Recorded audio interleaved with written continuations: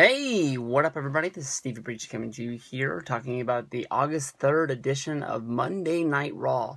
After the Monday Night Raw live on the WWE Network, they're going to be doing one of my favorite things that they do on the WWE Network is incorporate the Podcast One podcasts live on the WWE Network, with a live interview being taped for our entertainment to watch, basically 2 weeks before it airs. Hosted by none other than Stone Cold Steve Austin with the Steve Austin podcast. One of my favorite wrestling podcasts there is to listen to. I've sort of fallen into a trap where basically there's too many shows to listen to.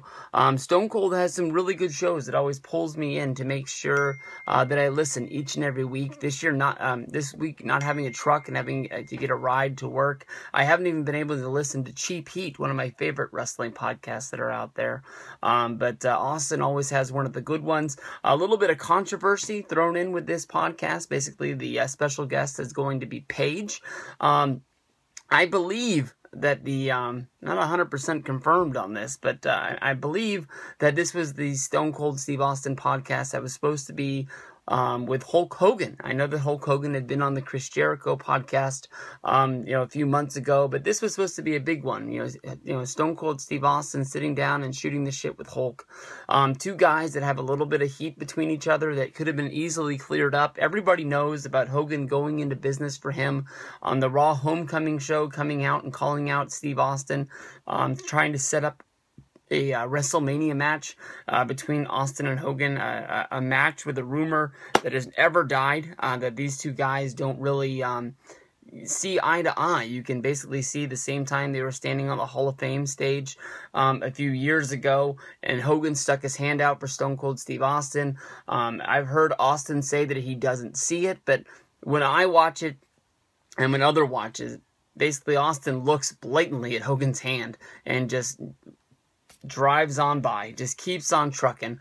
Austin has talked about Hogan on his podcast. Basically, at WrestleMania 30, he said that he put the heat between them, behind them, basically saying that he's a legend, I'm a legend. There was a time and a place when I didn't think we'd be able to work together. Austin has said that the match was pitched for him for WrestleMania 18 for Austin versus Hulk. At that time, Austin didn't think that Hulk would be able to wrestle his style of match. He thought that Hogan was, a little bit of a slow step because, he was aging and he wouldn't be able to live up to what a Stone Cold Steve Austin match would be, which would be basically dropping Austin down a peg and make it look like Austin wasn't able to wrestle at a high intensity that he was. And basically, the fans won out in this one. They didn't do Hogan versus Austin. They ended up going Rock versus Hogan, and it paid off. We got one of the biggest, most thought about WrestleMania matches of all time, basically with the ultimate legend of the WWF going against the People's Champ.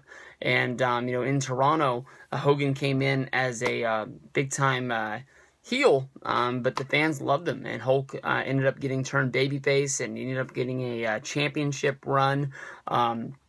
Ended up being his last one with Vince, and Hogan's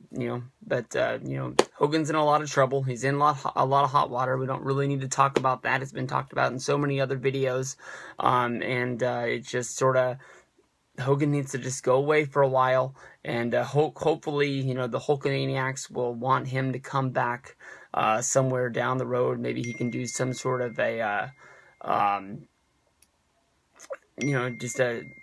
of those tours that celebrities do, saying they're sorry to everybody, and hopefully, the past can be the past. I know that, like, when Mel Gibson did the Mad Max, when they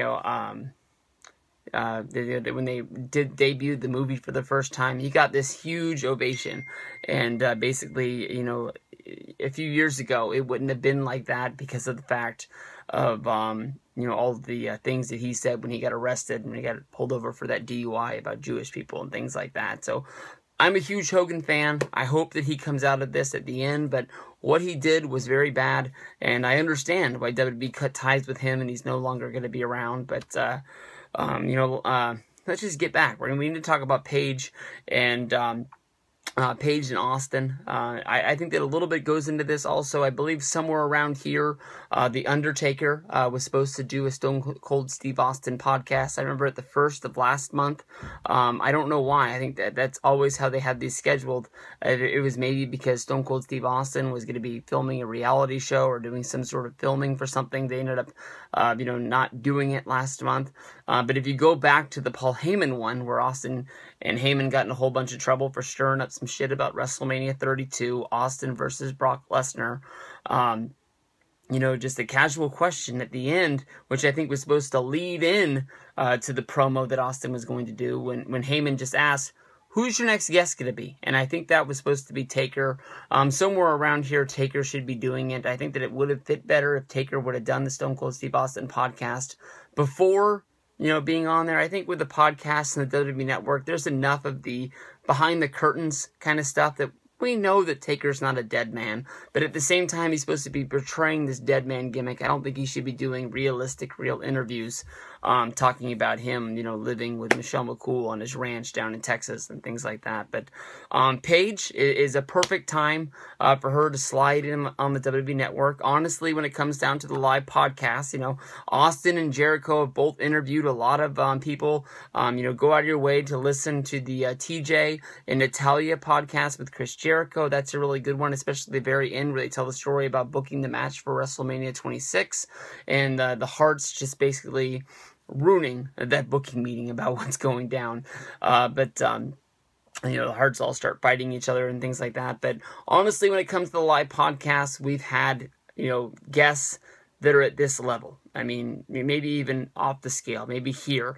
It all started with Vince McMahon, which led to Triple H, which led to John Cena, and then to Stephanie McMahon. So basically all of the people at the top of the ladder have been hits. There's a few legends along the way that they could be getting. I think that honestly, the Kevin Owens episode, when he was still a star for Ring of Honor and he wasn't even brought in to the WWE picture yet. I don't think he was in NXT at that time. Basically was, Sami Zayn had done a interview with Austin, and during that interview, or was it Samoa Joe? I'm a little bit lost on how it got brought up, but basically Kevin Steen wrote a letter to Stone Cold Steve Austin, thanking him for mentioning him on his podcast, telling him that he was one of the biggest inspirations to his wrestling career, and then he listened to the show, and one thing led to another, and Austin ended up calling Kevin Steen, and putting him on the show, so that was really cool as well. But to see them with Steen sort of sitting atop of the mountain in WWE right now would be another great one to do, but it's Paige. Bam! That's what it's going to be. And from here on out, that's all we're going to talk about is Stone Cold Steve Austin and Paige. Right now is a really good time for it. The WWE Divas division is really starting to get in pace. It's really starting to groove right now.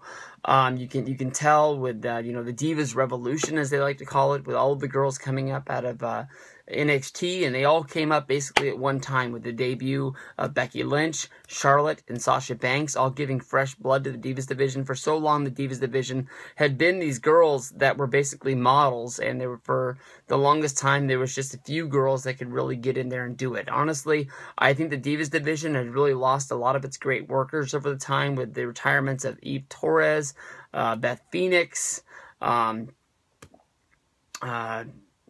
there's been a few others along the way, but so many other ones that are there now are girls that are just there to do dress up sort of shoots, and they were there because they were hot, because they wanted them to be a part of the reality show Total Divas, which I'm sure kept a lot of them around. But the 2 times in a row they did the same storyline where AJ ran through the whole roster and she didn't have anybody left to fight, so they had to bring up Paige from NXT, and then they went on and had a series of matches, and now they have Nikki Bella, who ran through the whole roster, and now there's nobody left, so they had to bring up a whole bunch of girls to really fill in the roster. But with the Diva division now, even Nikki Bella has been talking about it on Total Divas, is that, you know, the Divas division is no longer the bathroom match. It's a match that people care about. You know, going back to SummerSlam of last year with Brie Bella against Stephanie McMahon was easily one of the most talked about matches. Definitely the co-main event of that show, behind Lesnar versus Cena.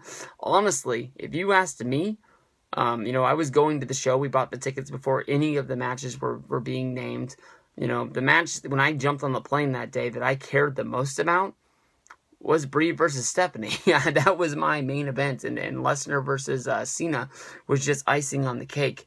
Definitely with me, Paige is the Hulk Hogan of the Divas division. I think that everything is sort of should be revolving around her. I do like the different, you know, I guess you can say gangs or groups. I don't know if it's Team Paige or Team Revolution. They haven't really set out a real name, but there's Team Bad with Tamina and Naomi and Sasha. Sasha looks like she's really a badass. She looks like she's basically moved into the leadership role of her group.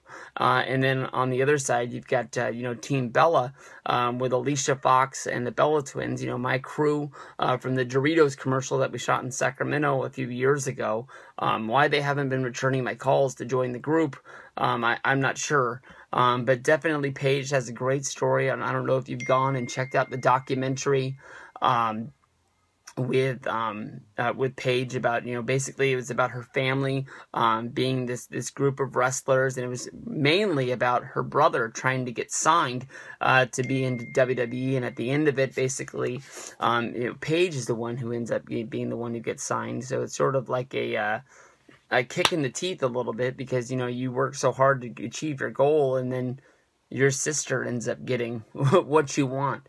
But definitely Paige is a big wrestling star. She started wrestling at a young age. She has tons of stories. We'll have to see.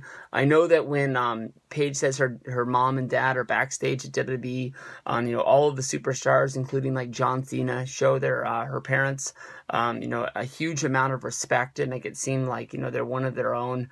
And you know, Paige has had great battles, you know, being a 3-time Divas champion already, this soon into her career. I know that when she did Jericho's podcast, one of the highlights for me was talking about, you know, the promo class with Dusty Rhodes, and Dusty Rhodes yells out, "All right, I need you to do a promo on Seth Rollins. He stole your he stole your toaster. Go!"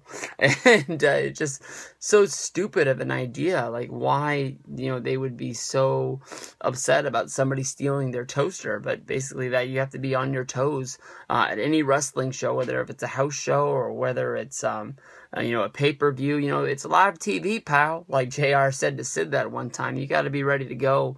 You know, anytime something can happen on Monday Night Raw and they lose the feed or something like that, and they just need to fill time, so they need somebody talking about something. Or you never know when you're going to get stranded out there on commentary, and like Cole and Jerry's mic is going to go down, and you're the only one that's going to talk, and you got to say something. The people are listening. So, you know, that's why that is so great. And I haven't heard who's filling Dusty's role, who's teaching these classes now, but it would be great to find out who they're moving into that role. Big time fun, you know, with the Stone Cold Steve Austin podcast, as always, with Paige on there. So we'll see what goes down tomorrow night live on the WWE Network after Monday Night Raw.